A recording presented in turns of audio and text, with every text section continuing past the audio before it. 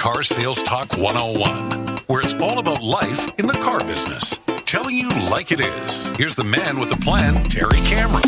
Let's get started. Welcome back to Car Sales Talk 101. I'm Terry Cameron. Thanks for hanging out with me again this week. Before we get started, I want to remind you again, guys, to head over to Apple Podcast or wherever you listen to your podcast from and give me a rating and write a review. I sure do appreciate your comments and input.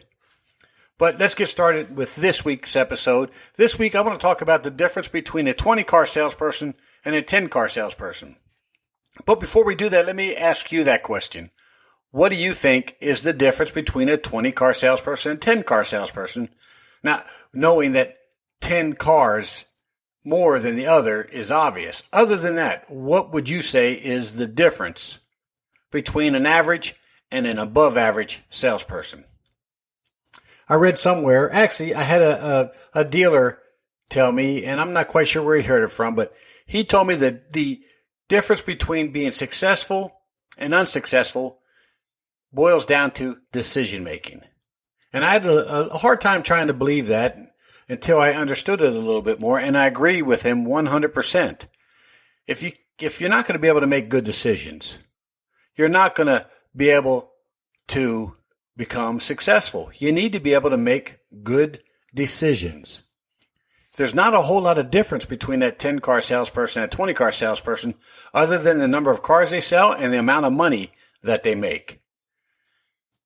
But if you're a good salesperson, or you want to turn that corner to become a good salesperson, or you're that 20-car salesperson and you want to turn yourself into that 30-car salesperson, you need to start looking at some of the decisions that you make, not just at work, but in everything that you do.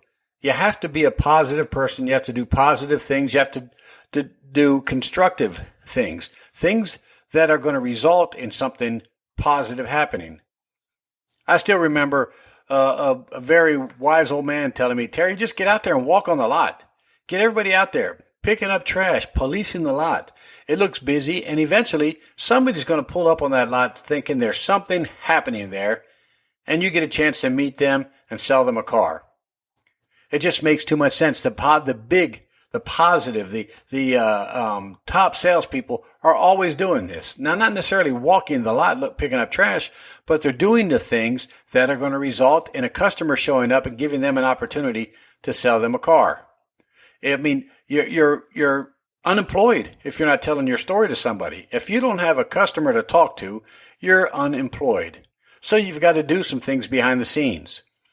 And it's a numbers game. The top salespersons or salespeople, what they do is they play the numbers game. They realize that the activities that they complete produced results. For example, first of all, you need to talk to a certain amount of people every day, every week, every month to hit your number. But what are you going to do when you talk to those people? The top salespeople know that if they talk to 3 people in a day, on the lot, be it a fresh up, a be back, an appointment, a referral, whatever it may be, if they have 3 opportunities every day and they give it 100%, you remember what I said before, 100% of the process to 100% of the people, 100% of the time, you're going to be successful. And by that, I mean you're going to be a 30 to 40% closer. In Major League Baseball, if you get on base 3 out of 10 times, you end up in the Hall of Fame. It's real important. So what you have to do to get those 3 sales out of every 10 customers you talk to, you have to do the right thing, and you have to do the right thing every single time, regardless what the customer tells you, regardless what they look like, regardless what they drove up in, and regardless what their credit may be like. You have to go out there and give them 100%. You got to greet them the right way. You got to change that idea that customers have about salespeople. They think, we're fast talking, slick salespeople. Well, we don't want them thinking that. We need to change their perception. We need to go out there and greet them the right way. We have to be professional. We have to build some rapport with them because we have to get them to like us, or they're not going to open up to us, and they're not going to tell us why they're here, what they're looking for, and why they need it, which is real important. I just had this discussion with my salespeople last week about taking something out there on the lot with you to write on. So as the customer is telling you what they need, what they want, and what's important to them, you can write it down. And think about it. If the shoe were on the other foot, wouldn't you be impressed that if the salesperson you're talking to is taking notes about what's important to you and not what's important to them? I know I certainly would.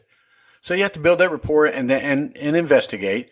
You have to do a very good feature, advantage, benefit presentation based upon what's important to the customer. Now, I'm not sure if you know this, but 80% of the selling is done on only 20% of the product. Excuse me. So you need to know what's important to them, because you need to know that 20%, and you need to expand on all of that and show them why those features you're talking to them about are going to benefit them and why they need to buy your product. You have to, but the only way you can do that is do the other things the right way. Greet them, build rapport, investigate, do your presentation, then let them take a car for a ride. Of course, you're with them, and they're going to take mental ownership of it. You'll do it. If you were out to buy a new car, what happened to you, just like it happens to me, you got to let that happen to them. You got to come on back, and you have to expect to win. You have to expect that they're going to buy a car. Whether they can or not is not the question, and it's not your job to figure that out. Your job is to do what we just said. Greet them, build rapport, investigate, do a presentation, demonstration, come on inside, present some figures, give them an opportunity to buy the car. That's the difference between the 20-car salesperson and 10-car salesperson. They do that all of the time. 100% of the process to 100% of the people, 100% of the time.